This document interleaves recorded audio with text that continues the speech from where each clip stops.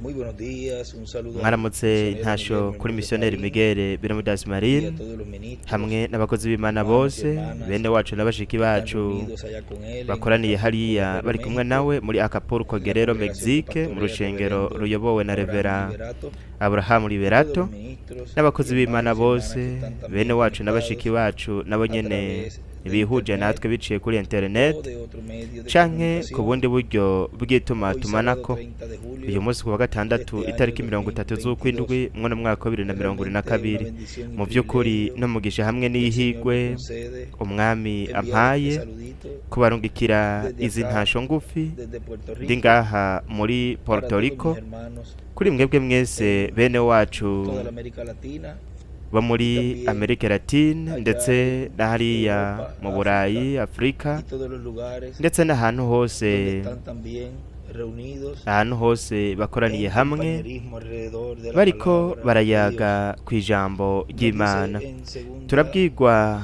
de Reyes, mu bami ba kabiri capítulo 2, igice verso cya 1, kabiri murongo wa mbere y aconteció igihe uhoraho cuando yagomba quiso kujana Jehová Eliya alzar a mu Elías gashururu junto al ngo amudugane mu cielo, ijuru Elías venía Eliya con Eliseo na de Elisa Gilgal. bari mu nzira Y bava i dijo Elías a Gilugari Eliseo, maze quédate ahora Eliya aquí, abarira porque Elisa Jehová me ha ati enviado ndasigara a Betel. hano kuko uhoraho Y antumye i Eliseo Beteli dijo, vive Elisa Jehová aramwishyura y ati vive tu alma, ndahiye uguhoraho que ko no te uhoraho dejaré. nawe nyene ndakurahiye Descendieron pues sintandukana a nawe Betel, nuko bamanuka baja i Beteli descendieron pues a Betel. nuko Y bamanuka baja i saliendo Beteli a Eliseo bashitseyo los hijos de los profetas abigishirizwa que i Beteli estaban vyo en Betel, le kuvugishwa dijeron, baza ¿sabes gusanganira que Jehová Elisa te baramubaza quitará hoy a tu bati señor hajya de sobre urazi ti? yuko uyu Y munsi él dijo, uhoraho sí, agiye yo kukwaka lo sé, shobuja calla. arabishura ati gome Y ndabizi Elías le volvió a decir, ariko nimupfe Eliseo, gucereza quédate aquí ahora, maze Eliya porque yongera Jehová kubarira me ha enviado a yongera Jericó. kumubarira ati Y él nda rero dijo, vive Elisa Jehová y sigara vive tu hano alma, que kuko no uhoraho te antumye dejaré. i Yeriko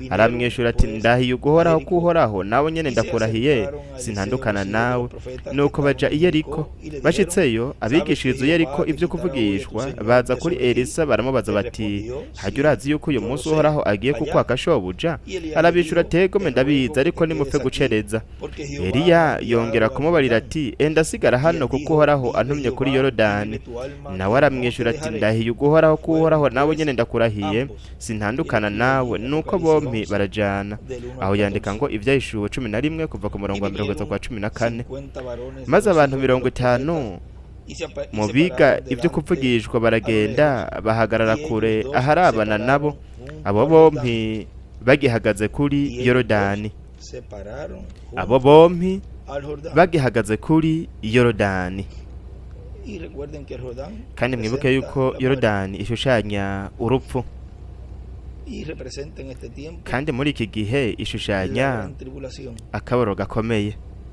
Tomando entonces Elías su maze manto, Eliya yabira lo dobló umutamana y rompió wiwe las aguas, arawuzinga las cuales se awukubitisha amazi apartaron aca a yigabanyamwo uno y a kubiri otro lado, amwe aja y pasaron ukwayo ambas ayandi ukwayo por lo seco. nuko bompi Cuando bajabukira habían pasado, ahumutse Elías bamaze dijo a kujabuka Eliseo, Eliya pide abarira lo que Elisa quieras que ati haga por nsaba ti ico ugomba antes ko que yo sea ndagukorera quitado de ti. Y ntaratandukanywa dijo nawe Eliseo, te Elisa ruego aramwishyura cúbreme ati porción de tu ntabaro espíritu nk'imigabane sea ibiri sobre mí. y'impwemu yawe Él le ngwe dijo, mbeko cosa difícil has aramwishyura ati pedido. nsavye Si me ikigoye vieres mugabo cuando fuere quitado de niwambona ti, te ngitandukanywa será hecho nawe así. biza Mas si kukubera no, bityo no. naho Y nutambona aconteció ntibiza que kuba yendo bityo ellos y hanyuma hablando, bakiri he ko aquí un baragenda carro de bayaga fuego con caballos de bagize fuego batya apartó a umukogoti los dos. w'umuriro Y n'amafarasi Elías subió y'umuriro al cielo en un birabatandukanya torbellino. Eliya aduganywa mu Viéndolo ijuru Eliseo n'agashururu clamaba, Elisa Padre mío, abibonye Padre mío, araboroga ati carro yewe de gadatawe Israel y yewe su gente gadatawe de wabereye caballo. abisirayeli imikogote Y n'abagendera ku jamás le vio. mafarasi nuko Y ntiyongera tomando kumubona sus ukundi vestidos, los rompió en dos maze partes. yitantamurira ko impuzu Alzó ziwe luego el azigiramwo manto ibitabo de Elías, bibiri que se le araheza había atora caído, y umutamana wa volvió y Eliya se paró a la orilla wamukorokanye del Jordán. arahindukira Y ashitse tomando ku el nkombe ya manto de Yorodani Elías, que se le había ahagararaho caído, yabira wa volvió las mutamana aguas, y wakorokanye dijo, Eliya ¿dónde awukubitisha está amazi Jehová, aravuga el ati Dios de uhoraho Elías? imana ya Y Eliya así que ari hubo hehe golpeado del mismo amaze modo gukubita las aguas, amazi se apartaron aca a yigaburamwo uno y a kubiri otro amwe lado, aja y ukwayo ayandi pasó ukwayo Eliseo.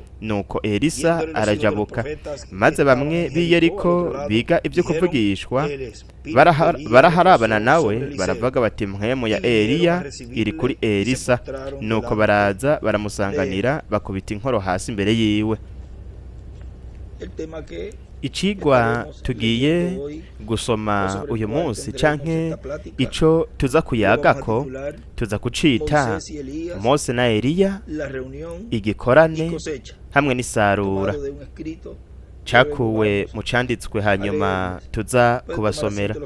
Murashobora kwicara abahagaze mu butumwa kurobera mu kiyaga imbere. Ni umurongo wo mu gitabo c'ihema rinini Karpa Cathedral, iyerekwa ry'ihema rinini Karpa Cathedral volume ya mbere ku rupapuro rw'amajana 223 haravuga bwavuze utariki indwi z'ukwicumi na rimwe mu 2000 muri Tarikahwano Shiri. Yaravuze ngo kubera ko Revera William Branham yamaze kuva mu mubiri kandi ibyo yabonye mu iyerekwa ry'ihema bikaba bitashikijwe mu gihe yari ahari yabayemwo, nuko rero ibyo byose bizoca bishitswe canke bijanye n'igihe cacu, igihe c'ibiriko bizifuruka, aho nyuma y'uko Kristo azoba amaze kurangiza intambuko ndwe canke ibihendwe by'ishengero ahamagara akegeranya abatoreje bo ku munsi wa nyuma akabashira mu gihe c'ibiriko bizifuruka, arico gihe cahera hacane h'ingoro yiwe y'umuryo bw'impwemu. Ibyo byose bihuye no gukurwa kwa gatatu mu butumwa intumwa ya Isirayeli. Reka tubanze duhagarike ngaha hanyuma dusome hano muri buno butumwa bwavuzwe itariki ya mbere y'ukwa kabiri muri 2013 muri California. Yaravuze ngo ku rupapuro rw'icenda mwa kino gitabo, mu yandi majambo, isezerano ryose rihwanye n'umunsi wa nyuma kw'ishengero ryose rizobera mu gihe c'izahabu c'ishengero, si mu bihe vyaheze, haba mu ca mbere, ca kabiri, ca gatatu, ca kane, ca gatanu, ca gatandatu canke igihe c'indwi. We yaraciye muri ivyo bihe akora igikorwa gihuye na buri gihe biciye mu ntumwa ya buri gihe. Biciye mu ntumwa ya buri gihe mu gihe cacu naho isezerano nuko Imana izorungika abamarayika bayo n'ijwi rirenga ry'inzamba bakegeranya abatoranijwe.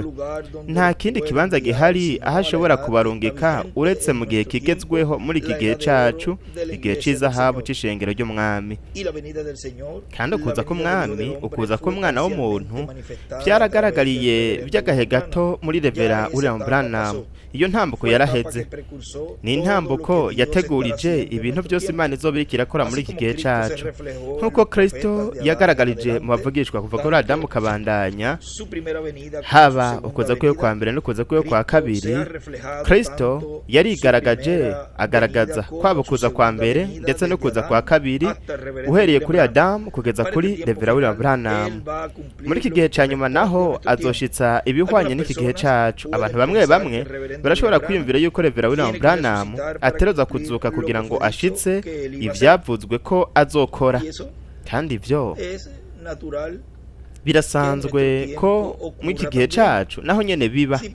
Nimba vyarabaye mu gihe ca Revera William Branham, hakaba hariho abantu biyumvira yuko ategerezwa kuza mu mubiri wiwe akagaruka kugira ngo ashitse ibintu byose yavugishijwe canke ivyo yateguriye inzira, bakiyumvira yuko byose ari Revera William Branham ategerezwa kuza agashitsa ivyo vyavuzwe. No muri iki gihe cacu naho bamwe bamwe bazokwiyumvira bati, terega nuko ngaha havuga uku, ngaha naho havuga uku. Ati ngaha havuga yuko ari marayika w'umwami Yesu Kristo ari washitsa bino byose, ati nuko ari wazokora ibi n'ibi n'ibi n'ibi n'ibi. Birasa muri byose, ibintu byose vyabaye bigashushanirizwa muri Revera William Branham, ndetse n'inyifato ndetse n'ibintu byose abantu bo mw'ico gihe bari kuba bariko barakora vyari kuba biriko biragaragara muri iki gihe. Nubwo igice c'uko kuva uku kudugira mu gihe c'ibiriko bizifuruka cashikirijwe mw'aba batoranijwe bakuwe mw'ivyo bihe bashirwa mu gihe c'ibiriko bizifuruka, bo bazoshitsa kandi bari kuba bariko barashirwa mu gihe c'ibiriko bizifuruka, arico gihe aho umwami yaturungikiye muri iki gihe marayika wiwe ntumwa William Santiago, kandi bari kuba bariko barumva bakira ibintu byose Imana izobirika iratumenyesha biciye muri marayika wayo.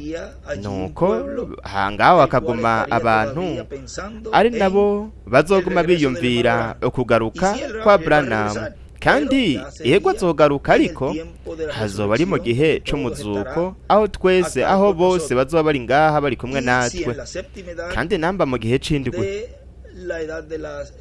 mu bihe by'ishengero mu gihe c'indwi ca Laodikiya nibyo byarabaye ibyo bigashitswa muri iki gihe cyacu naho igihe cy'uburekoze mfuruka aho muri iki kiringo haba ibi bihendwi bikisubiramwo hazoba ivyo nyene ari abatojwe n'Imana bazoduga badugire mu gice c'umunani ntambako y'umunani hari abandi nabo bazosigara mu gihe c'indwi barindiriye yuko agaruka washitse ibyo atashikije kuko mvukanye Branham mw'ico gihe yaragiye kandi womengo ntiyashikije ibintu byose yari yavugishijwe canke yavuze ko azoshitsa muri iki gihe cacu naho bizogenda uko nyene hazoba hariho abantu biyumvira ko n'ubu we ko azogaruka agashitsa ibyo byose byamaze kuvugishwa bivugwa n'umupfukanyi wacu mukundwa William So Santiago kandi biroroshe birasanzwe ko ivyo biba nuko rero ntidukwiye guharira n'abo bantu bariko biyumvira uko kuko we yaratubwira ko twosengera nabo mu mugwi wo kwa Branham tukabafata neza tukarondera ingene twobagarukana niko yatubwira tukabafatana urukundo n'ubugwa neza kuko hazogera igihe ubwo bo bazobona uko niko biri no mw'iki gihe cacu dusengera abo bose nubwo batashoboye kubona ibintu byose Imana iriko irakora muri iki gihe cacu turabakunda kandi turabipfuriza imigisha nabo nyene abana nyavuga ngaha abantu bamwe barashobora kwiyumvira reka nsubire mu kano gace ko Reverend William Branham ategerezwa kuzuka kugira ngo ashitse ibyavuzwe yuko azokora ibi ari ahantu kandi mu butumwa mwa kino gitabo nyene ciyerekwa gihema ihema rini Carpa Cathedral volume ya mbere ku rupapuro rw'amajana 52 mu butumwa bwitwa ngo ibanga ry'abamarayika bakuru Mikaeli na Gabriel reka dusome no murongo nawe nyene kugira ngo tuwushire ngaha aravuga ngo hanyuma yamujanye mu bundi buringanire bwo hejuru hanyuma imbere gato yaramweretse ibintu runaka hanyuma aramuduza amujana mu bundi buringanire bwo hejuru amushira mu ihema rinini mu gikorane kubw'ivyo rero ntiryari ihema ryiwe nticari n'igikorane we yari karagirisha igikorane ciwe nticari igikorane ciwe we yagiye mu kibanza ahari ko habera igikorane ahari hari ihema kandi namba hari ko habera ibikorane nuko rero ntihari ku nshuro ya mbere byari ibikorane byari bisanzwe bihabera kandi ibyo bihuye no kuwa gatatu kandi iyo ntamboko ntiyashikijwe mu gihe ca Reverend William Branham we yari karabona imbere y'igihe ibizoba hanyuma imbere gato mu gihe we atazoba kiri ku isi mubiri w'inyama uwo yari afise murabona kubw'ivyo rero azoba ari mu bukozi bw'ubundi muntu azoba asizwe na mpwemu yera ubundi muntu uw'inkingi y'umuriro izoba irimwo kandi izoba iriko iramuganiriza iriko iramukoresha Kristo azoba ariko arakora kandi hazoba hariko haza kuri Kristo ibihumbi by'abantu ndetse kandi azonasengera abagwaye igihe ico gihe kizogera hariho igihe c'ibintu byose ngaha bandanya avuga ku rupapuro rw'icumi mu butumwa intumwa ya Isirayeli hano niko ndasoma haravuga ngo ibi ni nka bimwe byaba ku muvugishwa Eliya Utishubi uw'Imana yabwiye hariya ku musozi Sinayi canke ku musozi Horebu ko yomanuka akagenda kandi hari mw'ijwi ry'agacerere niho yamubwiye yuko yogenda agasiga Yazeri nk'umwami w'Isiriya mwiyumvire ino ntambiko yari intambuko y'ijwi ry'agacerere aho yamubwiye ko yogenda agasiga Yazeri nk'umwami w'Isiriya Yehu nk'umwami wa Isirayeli na Elisa nk'umuvugishwa mu gishingo ciwe Eliya yaramanutse ava ku musozi ari mu nzira acaca ahari hari amahema Elisa yarabayemo aca arahagarara aca ashira umutamana kuri Elisa aramubwira ati rindira mbanze ngende nsezere abo mu muryango wanje hanyuma ndagukurikira Eliya aramubwira ati mbega nakoze iki hanyuma mbere gato igihe Imana yashaka kujyana Eliya, Elisa yari abizi, yari yigishijwe neza, ntituzi igihe yamwigishije uko kingana, yiga ubukozi Imana yari yigushira muri we. Nimba yari kuba umuvugishwa mu gishingo ca Eliya, umusubirizo wa Eliya, mbega ninde yari gushobora kwigira ko neza n'umuvugishwa Eliya nyene. Rero turabona ko igihe yatereza kugenda Eliya, ntiyari bwasige Yezeyeli nk'umwami w'Isiriya, ntiyari bwasige na Yehu nk'umwami wa Isirayeli, gusa Elisa niwe yari kumwe nawe iminsi runaka, ntituzi ico gihe ko kingana. Hanyuma bagendeye umugwi w'abiga ivy'ubuvugishwa, no kuvuga yuko yabahuje neza, yaramwerekanye neza, amutegurira inzira, kandi ico nico cari c'ingirakamaro cane we yateruza kumutegurira. Kandi turashimira Imana ko Imana muri kino gihe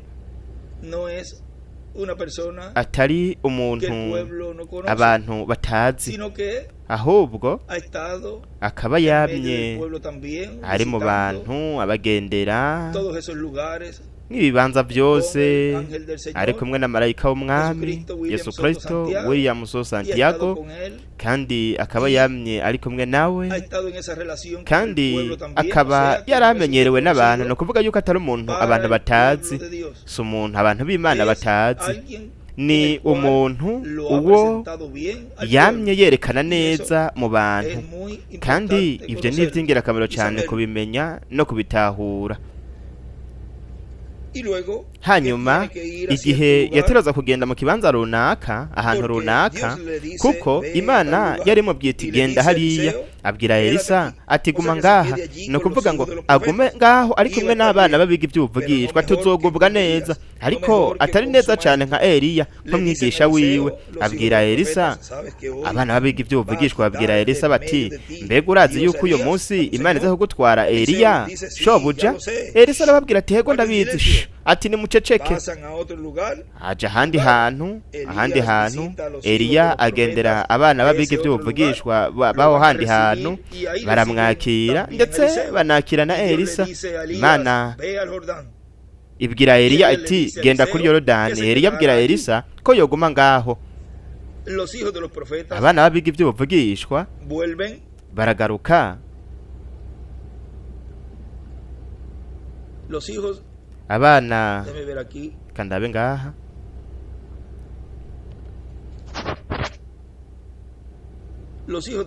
abana babiga iby'ubuvugishwa baragaruka. Reka twongere dusubiremo kano gace ko ngaha.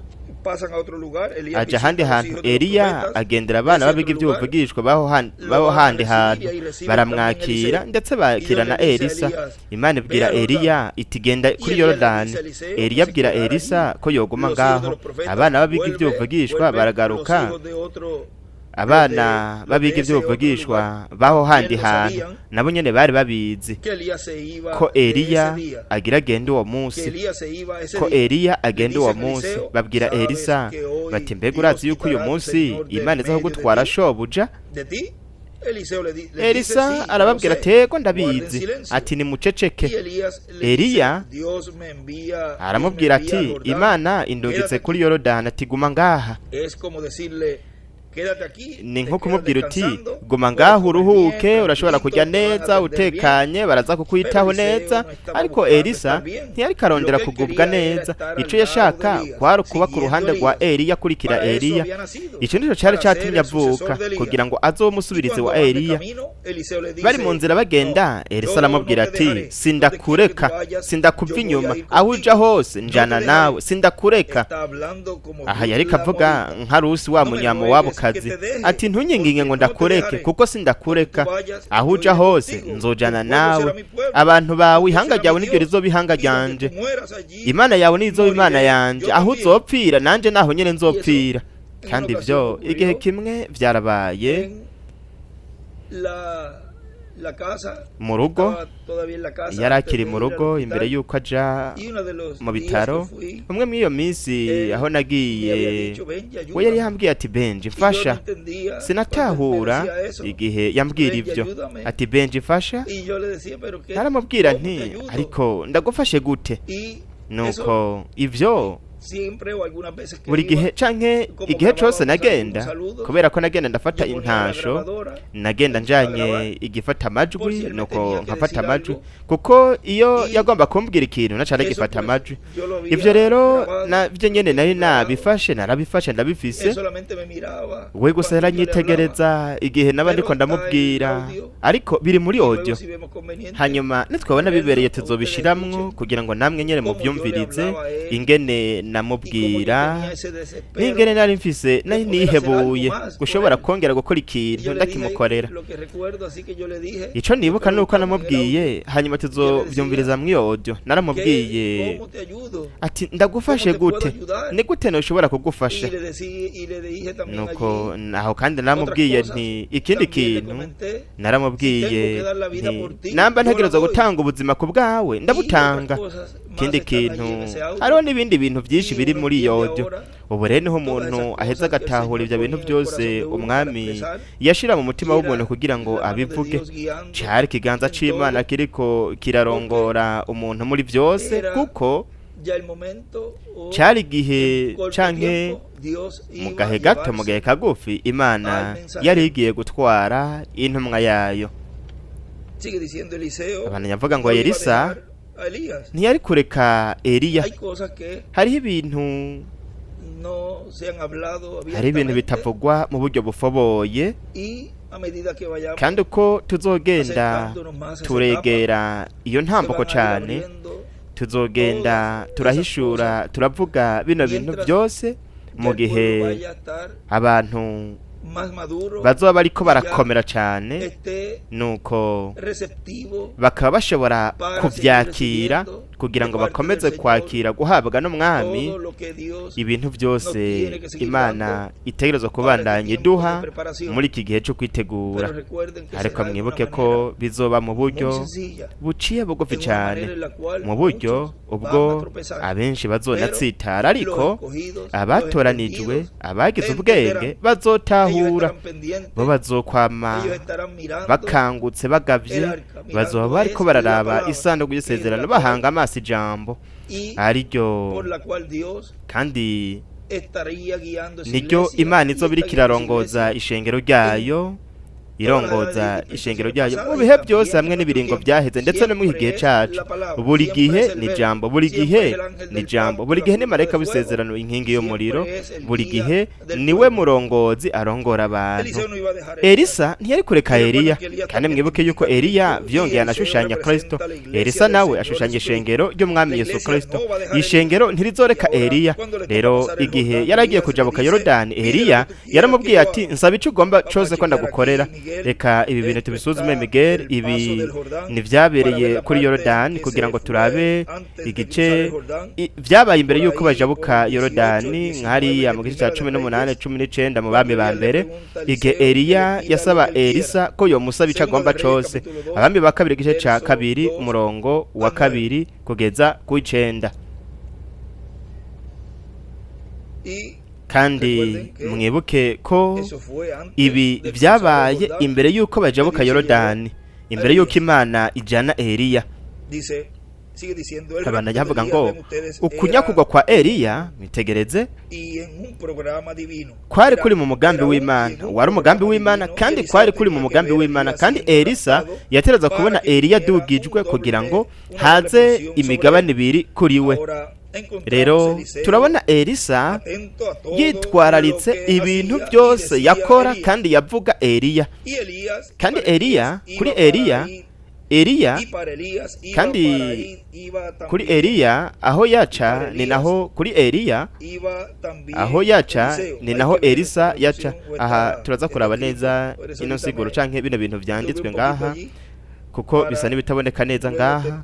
Hanyuma turaza kuraba neza ico cyanditswe neza, tugisuzume kumbure audio ntiyari imeze neza igihe bariko barayandika, kuko haranditse ngo Eliya aho yaca ni naho Elisa yaca. No kuvuga ngo biboneka ko mengo aho Eliya yaca ni naho Elisa yaca. Ningira kamaro ko Eliya yaragiye kunyakugwa, kandi biratubwira yuko no muri iki gihe hazoba kunyakugwa. Mikogote y'umuriro, mikogote y'amafarasi, mikogote y'umuriro izojana ishengero umugeni ry'umwami Yesu Kristo. Ahora hay algo muy importante. rero hari ikintu c'ingirakamaro cyane que yo creo que ikintu estamos ya ndibaza yuko ubu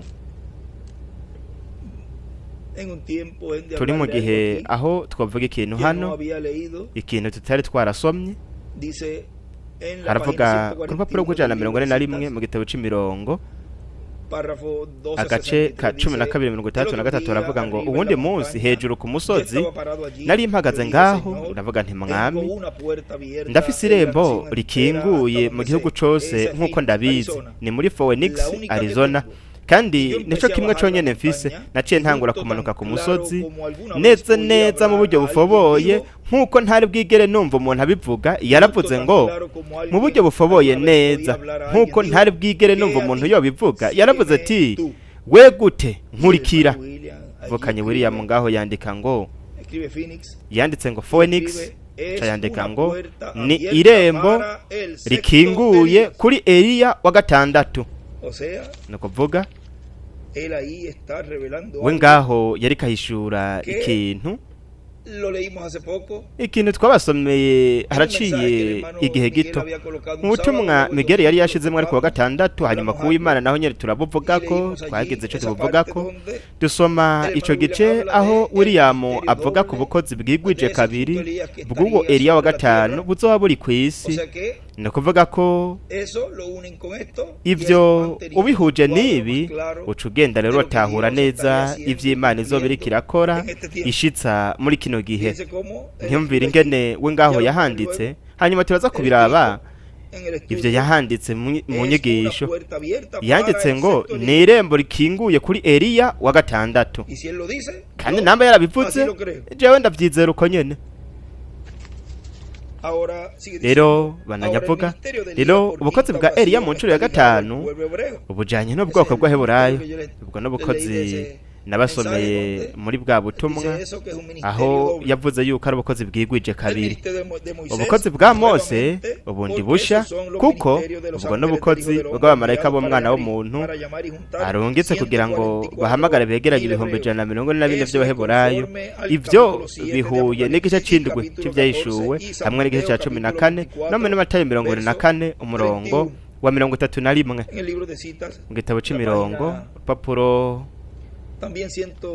Raporo gujana 41 nyene agace ka 260 baravuga ngo murabe ku murongo wa 41 Matayo 13 abo babiri begereje imisi ya nyuma yegereje kugeza ubwo we atakoze we ntashobora gushingira ku ishengero runaka kugira ngo abatandukanye abametodiste cyangwa ababatiste cyangwa abapanekoti kugira ngo batandukanye yaravuze ngo azotuma abamarayika biwe kugira ngo babatandukanye umumarayika aza kugira ngo azane itandukanirizo ugutandukanya iby'ukuri n'iby'ikinyoma kandi nta namwe ashobora gukora ivyo uretse marayika w'umwami niwe umwe rudende azovuga icukuri hamwe n'icikinyoma Imana yaravuze ko izotuma abamarayika bayo mu gihe ca nyuma so abamarayika bo ngaha hepfo ariko n'abamarayika bo ku munsi wa nyuma kandi bazobegeranya kandi turazi yuko iki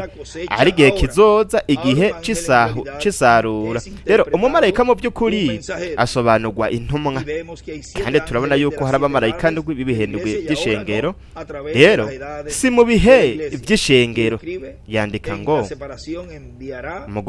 mu kubatandukanya azorungika abamarayika biwe ndetse kandi acandika ngo Mose na Eliya igikorane hamwe n'isarura nico cigwa rero twashize muri iki kiyago ku gace mu gihe yari karavuga aho yavuze ngo azorungika abamarayika biwe kugira ngo babatandukanye yaciye acapaga piramide gato hanyuma imbere gato igihe yavuga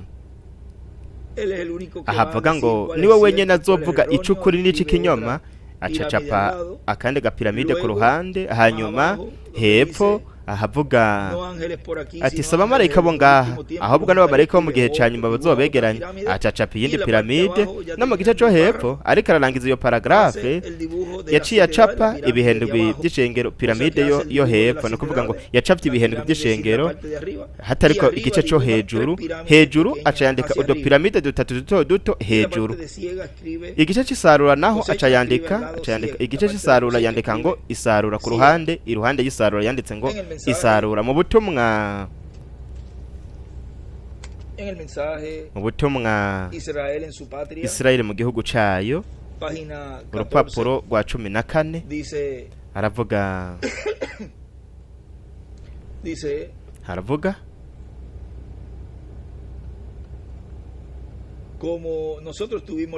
nk'uko twebwe irindi joro twari ko turavuga ku rupfu igihe marayika yaza, hariho umugozi w'agahama wari uri ku irembo ku rugi. Imbere y'uko icyo kintu gikomeye cyane kiza, yaravuze ati iyi ni ncuro sinzonyeganyiza isi gusa ahubwo n'ijuru.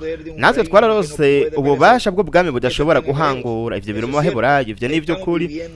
Turiko tuba muri iyo saha rero. Mugabe Yosuwa wa musore w'umurongozi, Imana yaramubwiye ati ntugire ubwoba, umushumba wanje Mose yapfuye, ariko haguruka ujabuke no Yorodani, nta numwe azoguhagarara imbere iminsi yose y'ukubaho kwawe. Nk'uko nabanye na Mose nzobana nawe, ntugire ubwoba, shikama ushiramanga. Byiza, jewe ndashobora kubona uwo mugwanyi ariko aragendagenda ngaho, umuntu aciye bugufi kandi yiyoroheje. We yari yahamagaye Israeli yose kugira ngo abegeranye, nuko araba Yorodani ngaho. Aho hari mu kwezi kw'isarura, kwezi kwa 4, urubura rwari rwayongeye Yudaya, hariho uruzi runini rero ngaho rwari rwuzuye, bateruza kujabuka. Ku ruhande yandika ngo Yosuwa, yandika ngo yehe wehe, hepfo yandika ngo igihe cigenya, ndetse kandi yandika ngo Yorodani. Ku rupapuro rwa 15 naho habana havuga mwo ubutumwa nyene, haravuga ngo nuko rero wewe uzomera nka Yosuwa. We yararavye yicaye ngaho, yicaye kuri wa musozi, aho hari isanduku y'isezerano, kandi Imana yo yararavye yarabonye ibyo. We yarafise ikintu cagenda imbere yiwe hamwe n'ibibazo vyiwe, yarafise ikintu cagenda, we yarafise ikintu cari kiri hagati yiwe n'ibibazo vyiwe, n'ibibazo yarafise. Muri iri joro natwe turafise isanduku y'isezerano, Kristo Yesu. Uwo ni wahagaze hagati yacu n'urupfu, ni wadutandukanya n'urupfu. Yandika ngo isanduku y'isezerano Yesu. Umwe mw'iyo minsi, igihe ikintu ca nyuma kizoba kiriko kirava mu mibiri yacu, ndashaka kuzomanuka hari yepfo kuruzi, ndarubwire nti cikamwe kubiri Yorodani, nshaka kuja bakakuraba umwami wanje. Ndizera yuko inyenyeri mu gaturuturu izokongera irasire mu mwonga w'igitutu c'urupfu, izotumurikira mu nzira, kandi Mpwemu Yera azomanura amababa abiri muri Yorodani, kandi ayo mababa abiri ni Mose na Eliya. Azojana ubugingo bwacu buhangayitse bujane mu gihugu ciza. Amen. Rero murabe ibi. Nuko rero igihe Yosuwa yaraba, we yafashe isanduku y'isezerano, arababwira ati mwese nimukoraniye ngaha, kandi nimwiyeze ku bw'ejo, kandi mwitegure, kuko mwebwe muzobona ubwiza bw'Imana. Nuko we yarazi yuko Imana yari kumwe nawe. Nuko we yafashe abo baherezi, nuko abanza ashira Imana imbere, isanduku y'isezerano, abaherezi imbere y'urushengero. Wewe yabashize, yarabegeje kure kugira ngo isanduku y'isezerano abe ari ryo rije imbere. Muvukanye mushiki wacu, mwene wacu, nawe ni washira Imana imbere, ibintu byose ukora bizogenda neza. Shira Imana imbere. Acandika ngo Imana imbere. Baragiye rero bikoroye isanduku y'isezerano, kandi igihe amaguru y'abaherezi yahonyora mu mazi, amazi ya Yorodani yaciye asubira inyuma. Gusa yaciye agenda asubira inyuma. We yagumye mu nkingi y'umuriro. Israeli nayo ijabukira mu gihugu cumutse, bubaka amahema yabo. Yosuwa yariko arazunguruka ngaho umunsi umwe imbere, yitegereza ico kibanza. Bose bari biyugaraniye ngaho kuko Imana yari yashize ubwoba muri bo. Nuko rero mubaba i Palestine ndetse n'irya nino ariko hose, Yosuwa yari karagendagenda ngaho, abona umuntu aca yandika ngo umumarayika we sokoye inkota, aravuga ati uwo wundi muntu nawe asokora inkota, no kuvuga marayika aravuga ati urinde, uri uwo mu bacu canke uri uwo mu basi bacu? Aramubwira ati oya, ahubwo ndi umugabisha w'ingabo z'Uhoraho, ati nukure inkweto mu birenge kuko ahantu hagaze arahera. We ngaho yahasanze Yesu imbona nkubone, umugabisha w'ingabo z'umwami. Nuko araheza aramubwira ico gukora kugira ngo azunguruke zirya mpume, avuze inzamba, bareke inzamba ivuge, hanyuma impome z'Iyeriko zigwe. Ibyo byose nibyo bintu Yosuwa yabonye ngaho, ni navyo kandi nibyo kandi byabaye mw'irya misi, cyane cyane wa munsi wa rya joro hariya mu bitaro. Kandi ivyo biravugwa ndetse kandi bikaba nk'intahe kugira ngo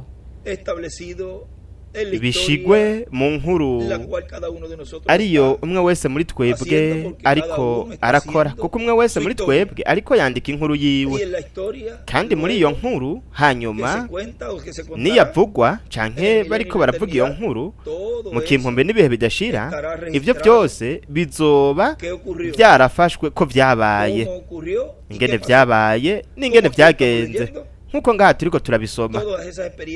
Bino bintu byose vyabaye aha, rero turiko dusoma ibintu vyabaye kuri Yosuwa aha, ndetse kandi turabona kandi turasoma n'ibintu vyabaye kuri Manowa n'umugore wiwe, ndetse n'ivyabaye kuri Mose mwa wa muriro waka. Murabona ivyo byose vyarafashwe bishigwa mu byanditswe vyera. Mwibuke yuko igitabo c'ivyakozwe n'intumwa kidafise amen, ntigifise iherezo, no kuvuga ibintu byose byo muri iki gihe, muri ibi bihe by'icengero, byose bizoba ukubandanya kw'igitabo c'ivyakozwe n'intumwa.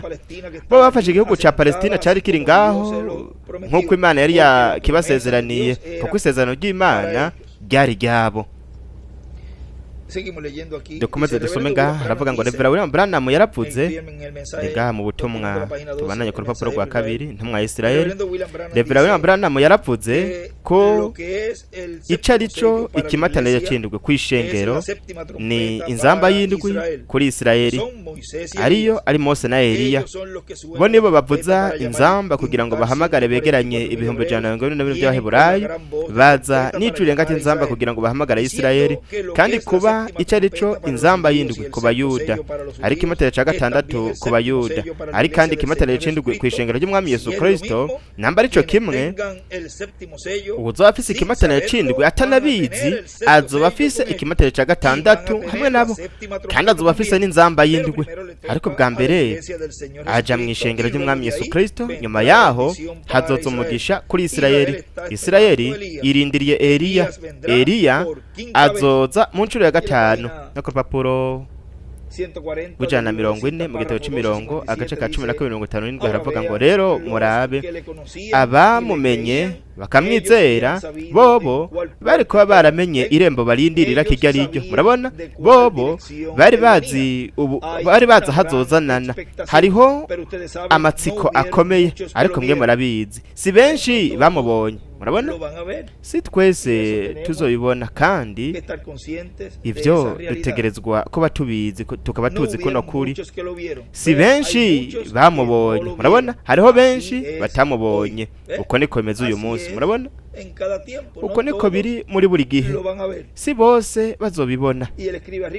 Hejuru yandika ngo irembo ry'iburasirazuba uyu munsi no kuza kwiwe. Ku ruhande acapa piramide. Abana yavuga ngo nuko rero Isirayeli irafise amatsiko. Mwebwe mwarabonye ibintu byinshi biba, kandi bizobandanya kuba kugeza huzuye umugambi w'Imana wose. Ishengero ry'Umwami Yesu Kristo ritereza kuba ryiteguye, kandi rikaronka umuzuko bapfuye bizera Kristo, hamwe no guhindurwa kw'abazima, kugira ngo bashobore kuva mu buringanire bwo kw'isi. Kubw'ivyo rero, icambere nuko ishengero ry'Umwami Yesu Kristo, hanyuma n'ubwoko bw'Abaheburayo, hanyuma n'ubwoko bw'Abaheburayo, marayika wo mu byahishuwe igice c'icumi ni intumwa ya Isirayeli, ni marayika w'isezerano, ni Kristo umwe nyene yatanga ivyagezwe ku musozi Sinayi, ariko aje kw'ishengero ryiwe mu kuza kwiwe kugira ngo ahindure abazima hamwe n'umuzuko w'abizera bamaze kuva mu mubiri, aribo ateruza guha ukwizera kubahesha guhindurwa no kujana na Kristo mu mazimano y'uko bw'umwagazi w'intama. Ivyo vyarasezeranywe yuko bizoba mu gushitswa kwiyerekwa ry'ihema, aho uguha kwa gatatu kino gice ca gatatu c'ugukwega kwa gatatu, murabona. Kandi mwibuke vya bindi twasoma yandika intumwa yanditse, aho yanditse ngo ibintu bitatu vy'ugukwega kwa gatatu, kuko uguha kwa gatatu gufise ibice bitatu, bibiri vyaramaze gushitswa muri Revera William Branham, ariko Revera William Branham yaravuze ngo hariho igice kimwe, igitabo c'imirongo, igitabo c'imatanije, urupapuro rw'amajana 71, yaravuze ngo hariya muri Canyon Sabino yarambwiye ngo uku n'uguha kwa gatatu, ni ukuvuga inkota ni jambo, ni ukuvuga ni igikorwa canke ni ibikorwa ni jambo, inkota y'umwami, inkota y'Imana, inkota ya Kristo umwami w'ijuru n'isi, ariko iri jambo ryiwe ririko rishigwa mu maboko mu kanwa k'umuntu, kandi we arivuze ibintu biraba, ni jambo rirema. Abandanya asoma ivyo Branham yanditse ati hariya Canyon Sabino yarambwiye ngo uku n'uguha kwa gatatu hari ibintu bitatu bikomeye cyane biherekeza uguha kwa gatatu, kimwe muri ivyo cavuzwe ejo, kindi uyu munsi hasigaye ikintu ntashobora gusigura kuko cari kiri mu rurimi ntazi. Kubw'ivyo rero ubu ni William ariko aravuga, kubw'ivyo rero zibiri za mbere zari mu Congereza, igice ca gatatu c'uguha kwa gatatu kiri mu rundi rurimi. Mu bice bibiri vya mbere vy'uguha kwa gatatu, uguha kwa gatatu vyavuzwe ni jambo rirema ryavuzwe mu rurimi ruhe, mu Congereza, uguha kwa mbere n'uguha kwa kabiri, ariko igice ca nyuma c'uguha kwa gatatu cari kiri mu rurimi we atarazi, ntigwa rurimi rwiwe. Kandi ariko avuga ivyo Branham yavuze, kimwe cavuzwe ejo, ikindi uyu munsi hasigaye ikintu kimwe ntashobora gusigura kuko cari kiri mu rurimi ntazi. Kubera ko cari kiri mu rurimi ntazi, William aravuze ngo ariko nari ngaho ndavyitegereza neza, kandi uko n'uguha kwa gatatu niko kuje, kandi ni mpwemu yera w'Imana, ni ukuvuga yuko ari mpwemu yera ariko arakora ico gikorwa, ariko arakora uguha kwa gatatu ni waje, niko William avuze. Bavukanye, nico gituma ijuru ryose ryaciye riceceka. Rero William nawe agiye kuvuga ati bijanye na bimwe vyatuma haba agacerere mw'ijuru nk'igihimba c'isaha, mu vyejuru gice c'umunani umurongo wa mbere, igihe ikimatera c'indwi cahishurwa habaye agacerere mw'ijuru kangana n'igice c'isaha, kugira ngo ibanga ry'ikimatera c'indwi rishitswe ariko ryahishuwe mw'ijuru, hategerezwa kino gice ca gatatu c'uguha kwa gatatu gitegerezwa kuvugwa muri runo rurimi rutazwi, kikavugwa iri banga rigahishurwa, hagahishurwa imituragaro iyo azoba ari imituragaro iriko iravugwa hejuru rya Kristo, marayika w'inkomezi mpwemu yera ariko aravugira mw'ishengero ryiwe, kandi anamenyekanisha bino bintu byose bijanye n'iki gice ca gatatu c'ugukwegwa kwa gatatu, kandi vyo biriko bibera mu nusu y'isaha y'agacerere, nivyo biriko biraba uyu munsi mu majambo yumvikana. Kandi uguha kwa gatatu kuzoba muri ino ntambo kuyuguha kwa gatatu kuzobera mw'ihema rinini Karpa Katedrale. Ntabwo ushobora kubitandukanya n'iyerekwa ry'ihema ryeretswe Revera William Branham. Kubw'ivyo rero ikimatana c'indwi hamwe n'inzamba y'indwi bizoba arico kimwe. Revera William Branham yaravuze ati icari co ikimatana c'indwi kw'ishengero ni inzamba y'indwi kuri Isirayeli. Mu yandi majambo icari co ikimatana c'indwi kw'ishengero ni ikimatana ca gatandatu kuri Isirayeli. Kubw'ivyo rero ikibazo ni iki, ni ryari hazoshitswa ukugwa kwa gatatu mu mwuzuro wose? Revera William Branham yavuze yuko bizobera ahantu runaka mw'ihema rinini Karpa Katedrale. Namba yarabivuze, kandi akaba ari integuza y'ikimatera c'indwi, akaba ari integuza yo kuza ko mwana w'umuntu, ukuza ko mwama azananye n'abamarayika biwe hamwe na Mose na Eliya. Nuko rero turasenga kugira ngo vuba rihinduke ukuri iyerekwa ry'ihema, aho dufise isezerano ry'uko hazoba ukugaragara gukomeye kuvuye ku Mana. Ku rupapuro rw'amajana 71 nabasomeye yuko Revera William Branham yajanwe hejuru mu buringanire bwo hejuru, kandi aho yabonye ihema rinini Karpa katedrale hamwe n'ibintu byose byari ko birabera ngaho, kandi yaravuze ati hariho ikintu ntashobora gusigura kuko cyari kiri mu rurimi ntazi. Ndetse yavuze yuko ari mpwemu yera w'Imana, no kuvuga yuko aho ariho mpwemu yera azoba ariko aravugira, azoba ariko aravuga mu rundi rurimi. Wewe azi indimi zose, wazoba ku munsi wa nyuma ariko aravuga nk'uko yavuze muri buri gihe, avuga mu ndimi zitandukanye. Kubera iki? kuko yavuze mu rurimi rw'intumwa ya buri gihe.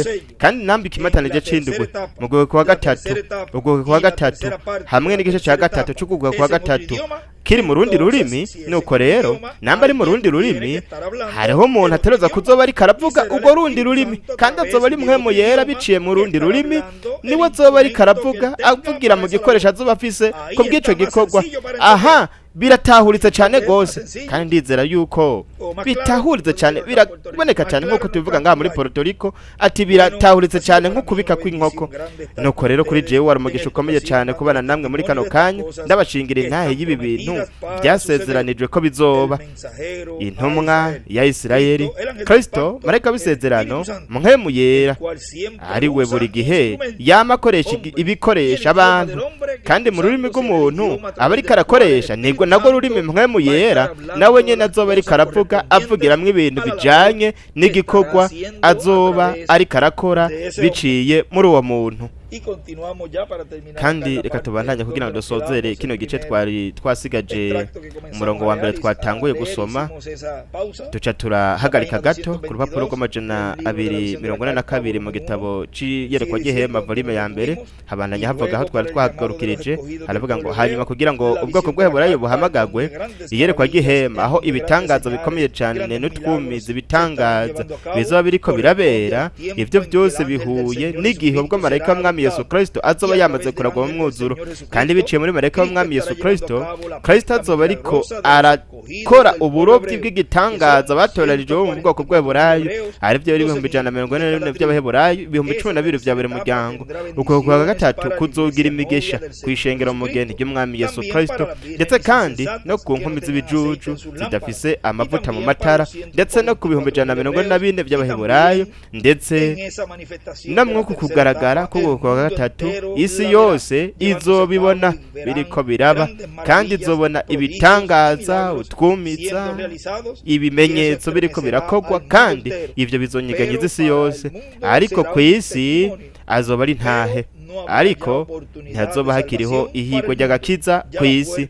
Irembo ry'imbabazi, urugi rw'imbabazi ruzoba rwugawe, kandi ibyo ni nabyo kandi ku rupapuro rw'umunani 9, 10 na 11 nabyo nyine murashobora kubiraba mukazovyiga muri kino gitabo nyene iyerekwa ry'ihema volume ya mbere, muze mubisome, aho Vukanyi William atubwira ko twese dutegerezwa kubiraba, byose atereza kubiraba mu buryo butandukanye kugira ngo duheze tubitahure neza.